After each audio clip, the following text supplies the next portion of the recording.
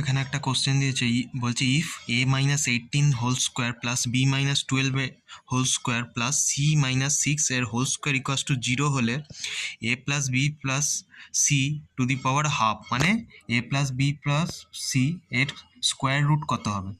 দেখো এটাকে যদি আমাকে পুরোটাকে শূন্যে আনতে হয়, এর একটা আমাকে ভ্যালু পুট করতে হবে। এ যদি আমি এখানে সাপোজ 18 ধরে নিই, দেখো এখানে 0 হয়ে যাবে।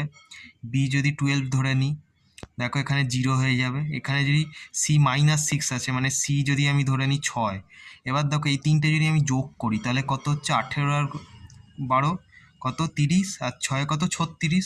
এবার এখানে আমি ভ্যালু পুট করতে পারি, তাহলে 36 টু দি পাওয়ার হাফ, তার মানে 36-এর স্কোয়ার রুট কত, মানে 6, মানে এটাই এর কারেক্ট অ্যান্সার।